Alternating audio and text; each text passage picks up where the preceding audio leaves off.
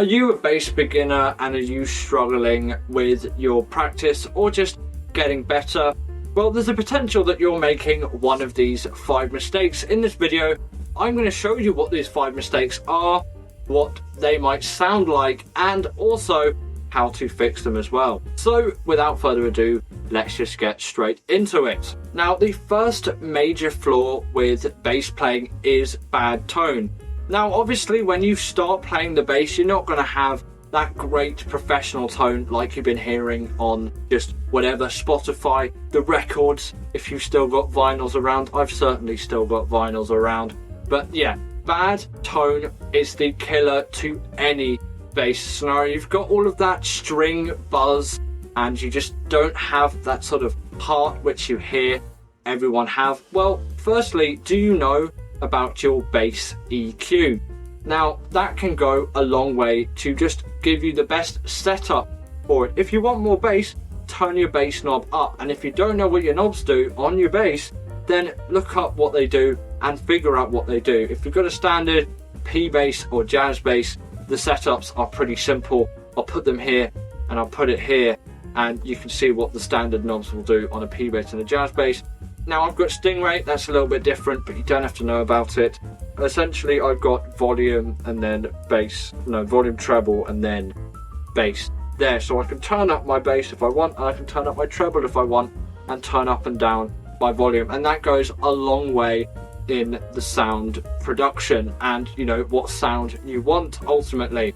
But most of it does come down to where you're putting this hand and what you're doing with this hand. Now, I've got a fretless bass here, so I'm going to quickly switch to a fretted bass, like this P bass here, which has frets, as I imagine most of you are going to be playing on fretted basses. And if you're a beginner, don't play on fretless. You need to get the basic skills down on a fretted first before you do any fretless playing. So essentially, you've got these metal wires that go down the fingerboard, and naturally you might assume, well, I'm going to play in the middle of these fret wires, and essentially you don't want to do that at all. You want to play basically as close as you can to the fret wire as possible. If you've got an F first fret on the A string, you don't want to play on top of the fret, but just a little bit behind, and you'll find that string buzz goes if you do that as well. And that is how you get the best tone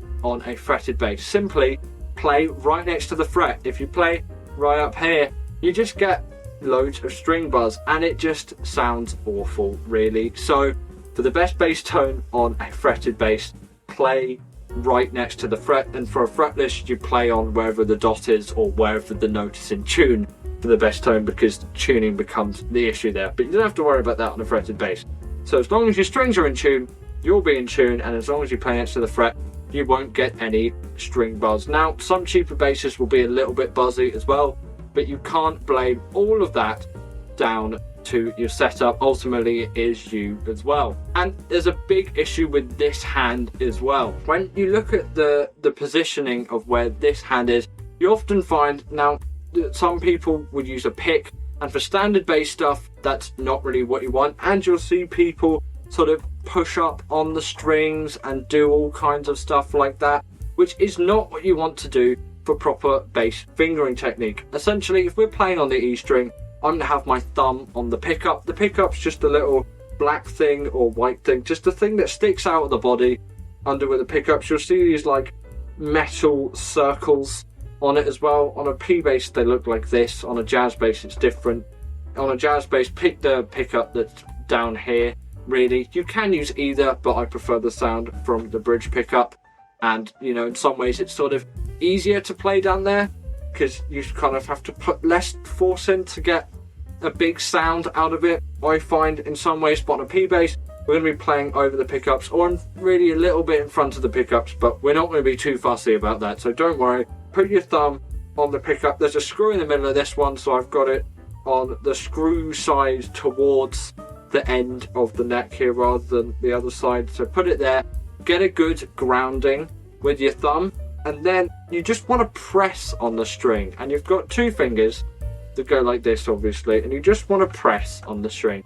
You don't want to pull or pick up or flick, you just basically want to press and pull your fingers through the string, and then you can do 2 like this. But then for this, practice with a metronome and try and get consistent rhythm through it, because you don't want like sort of inconsistent sound. It should just be one sound that just is consistent and just works and sounds nice. But you want to press the string down, sort of press through it. You're sort of doing like that with your finger. You're not really like, you're not flicking up or you're picking up. You're not really arcing your finger in a way. It's still flat, but you just sort of pull in towards your thumb, and you do the same with both fingers. And if you're doing that well and effectively, you're going to get some great bass tone, provided that you're playing at the right spot on the frets as well on the fingerboard. So once you do both those things, you're guaranteed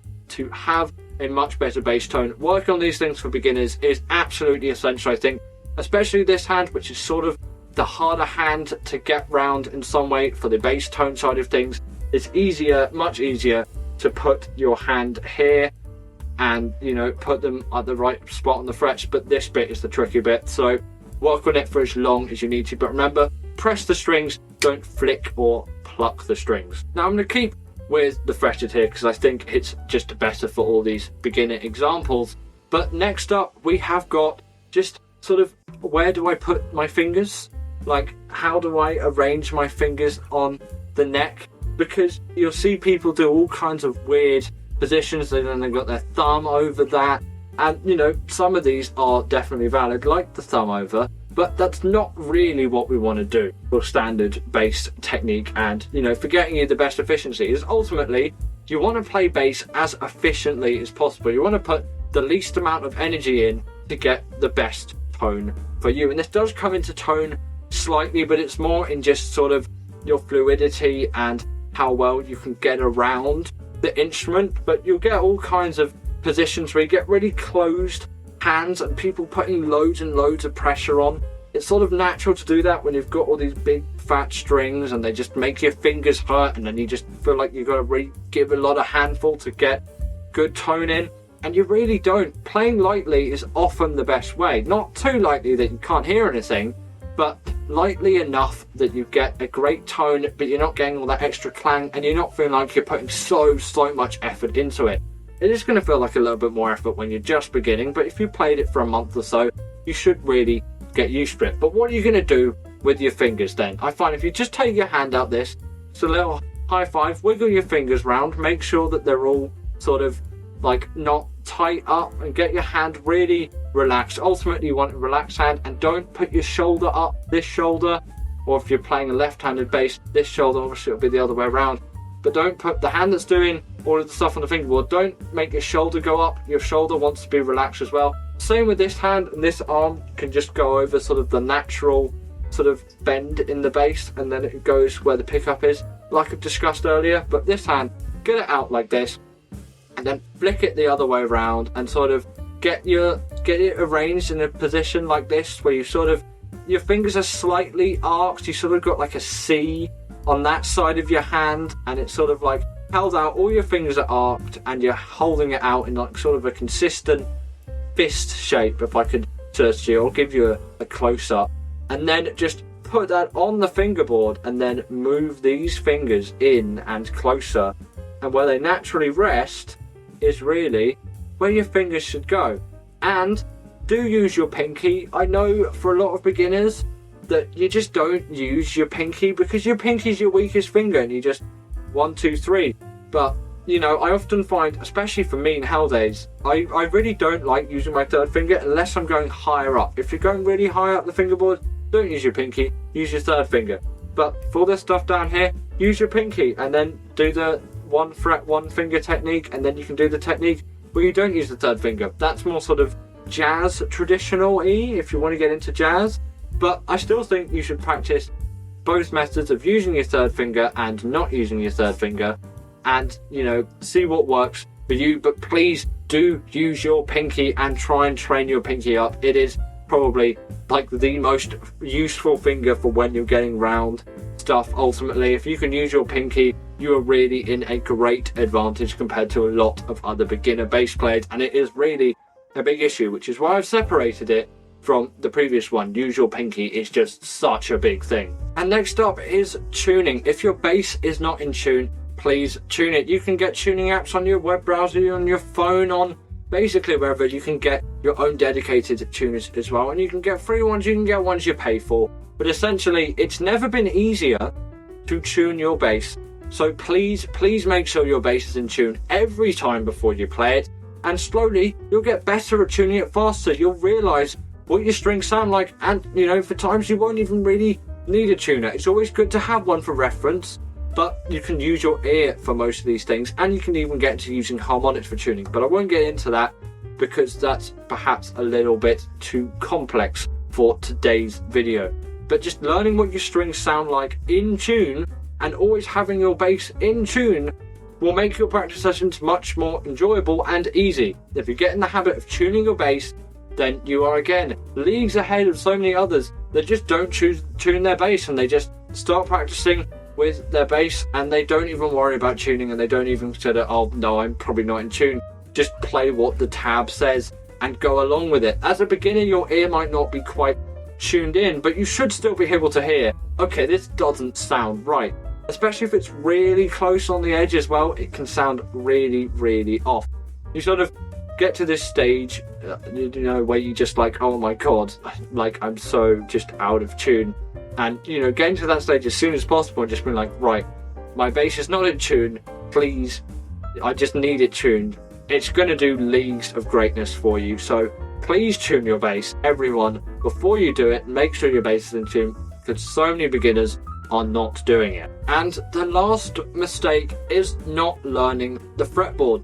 It may seem like a really, really daunting challenge, but a beginner can easily get through the fretboard, and you can watch my fretboard video over here as well if you want to learn how to learn the fretboard.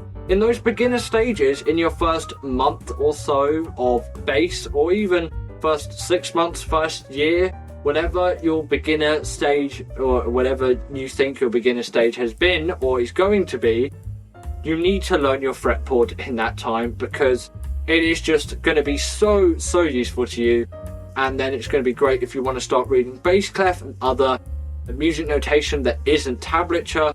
If you learn all the notes of your fingerboard, then you can understand chord charts and chord harmony, and so many great things will come from you learning the fretboard. Just know, once you get to the 12th fret on every string, and you know all your notes up to the 12th fret on every single string, then you are done with the fretboard. The next however many frets you've got on your bass, this goes up to 20, it's traditional P bass one. It's your 20th fret is going to be the same as your 10th fret. It's just an octave higher, and learning all these patterns of an octave up is 2 strings and 2 frets higher. It's just such a great thing. And then you can realize, oh, this is where all the same notes are, because on a bass there are so many different ways just to play the exact same note. And once you learn what all of those are, and you learn what all your notes on the fretboard are, again, you are well on your way to becoming a great intermediate bass player and eventually a professional bass player, if you want to get into that as well. So please learn your fretboard as soon as possible. If you just learn 1 fret on each string a day, maybe even, or just whatever, and take it through as slowly or as quickly as you want, but make sure you have all of that information down, at least up to the 7th fret, because it's so useful. I've got my bass caught in my chair there, but it's so important to learn all the notes on your fretboard. It will do you so much benefit. So please learn it in the early stages while you're really soaking in this information, and you're going to be leagues and leagues ahead of all the others which don't do this. So please do this. Now, I'm sure you've come across loads of things about buy some new bass gear, buy this new thing, and then when you get this new thing, oh, you're going to need to get this new thing to go with it. Well, I just want you to stop that mentality, and I'm going to tell you why in this video. While new bass gear can be exciting, intriguing, and can be something which you feel like, oh, I must get this, ultimately it really gets in the way of your progress, and it is something to be said. While making big investments on an instrument can feel good, and that can be the perfect instrument for you, and you never move from that in your life, that's often not really the case unless you use these tips which I'm going to give you in this video to make the right buying decision. Often people suffer from what is called an impulse buy. I'm sure you know, a new shiny thing comes out and you think, oh, I'm going to get this, and then you get it and you play it for a few weeks and you think it's amazing, and then you just sort of don't use it again. And that is often where people really waste their money in base gear, and it's only really upgrade stuff when you really need it. If you feel like this current thing which I'm getting isn't giving me what I need, and there's a sort of strong mentality shift you need here. Rather than think, oh, I want this new shiny thing because it's better than what I've got, think, is this base which I'm already playing actually doing what I want it to do, and am I able to still get better and progress more on this base? And if the answer to that is yes, please really do think this through.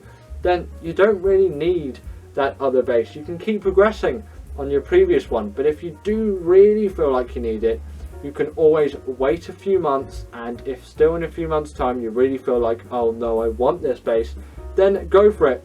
But look at loads of other options and consider loads of other things as well, as you may want this one particular thing, but there might actually be something else which is potentially better as well. So really do look at all your options and consider something which is best for you. Now, this personal base I didn't actually buy myself. It was bought for one of my dad's brothers back in the 90s, and you know, he got it out one day, and then, you know, I just started playing it. I have since upgraded the electronics in this because they were actually perhaps a little bit faulty and the active circuitry didn't work, even though I don't really use the active stuff. I have all the knobs turned down.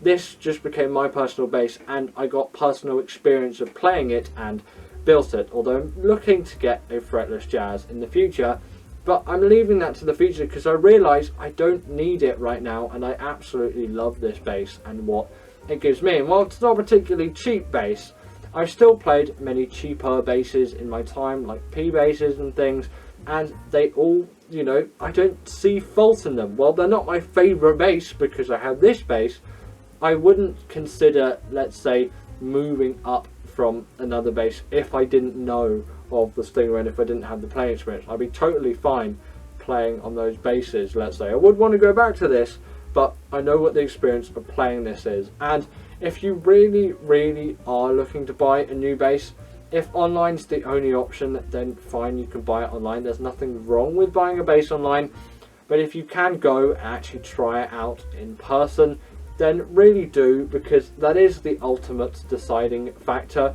Try it out in person, then you can see if especially if you're buying it used on something like eBay, you can see if there's something wrong with it, there's something that isn't set up right, because that is an important factor. If a base seems too good to be true in price, the setup may be awful and you're spending hundreds of quid in repairs and all of that, and then you might replace the strings and do all of that and loads of other things. There's loads of other hidden costs which you want to be aware of. But if you're buying it new, then you shouldn't really have those issues, but it's still good to go and try it out, especially though if it's used, because then maybe there's other issues through that as well, and then you want to try out the base, have a look, but you also want to look out what you want to look out for. You want to look at how the action is set up on the base, you want to look at the bridge, you want to look at the saddle, you want to look at the nut, you want to look at how the strings fit in the nut, you want to see how the tuners are working, you want to see how the circuitry is working, you want to see if all of that's going right, and you want to see if the truss rod's set up properly for what you want, and you want to see if all of it's set up properly or can be easily fixed to where you want it to be set up. If there are any major issues with things, it's simply not really worth it, and the opportunity to go and try it out yourself is a good one. But don't go out and buy things just because you see it and then think, oh my god, I absolutely need this, and just impulse buy it. With musical instruments, it's always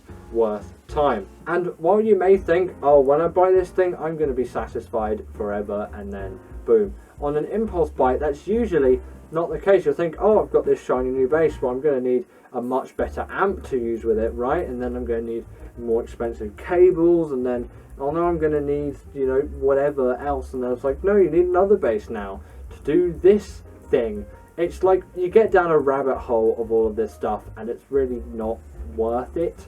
Essentially, find a thing that's right for you, essentially.